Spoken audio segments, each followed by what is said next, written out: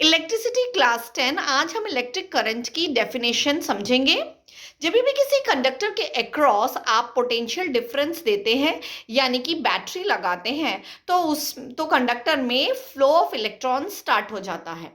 ये flow of electrons battery की negative terminal से होते हुए पॉजिटिव टर्मिनल में जाता है।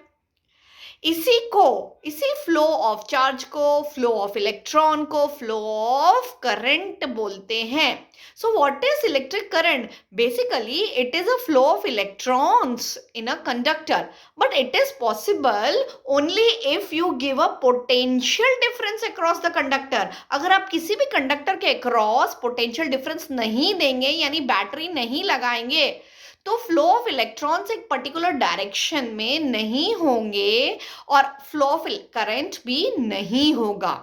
तो आई होप यू अंडरस्टूड कि ये कंडीशन मस्ट है कि पोटेंशियल डिफरेंस कंडक्टर के अक्रॉस होना ही चाहिए, तभी फ्लो ऑफ इलेक्ट्रॉन्स होगा एक पर्टिकुलर डायरेक्शन में और वो ही फ्लो ऑफ करंट है।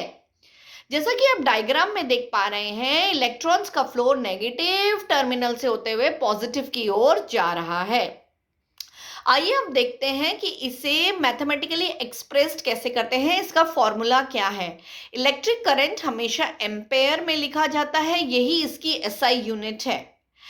करंट यानी जो कि हम कैपिटल आई से डिनोट करते हैं, that is equal to q upon t. Numerator में देखो क्यू है, उसका मतलब है चार्ज, ओके, और उसकी एसआई यूनिट है कूलोम।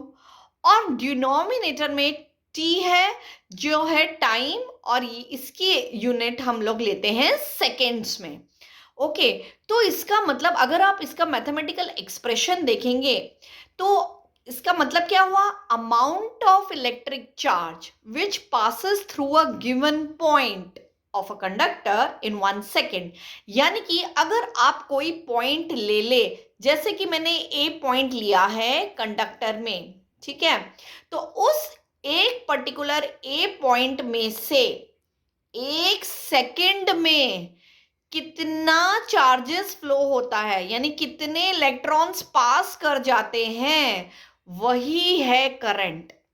आई होप आपको समझ में आ रहा है। जो मैंने ए लिखा है ना पॉइंट, उस एक पॉइंट में से 1 सेकेंड में कितने इलेक्ट्रॉन्स पास होते हैं, वही हमारा अमाउंट ऑफ करंट माना जाएगा।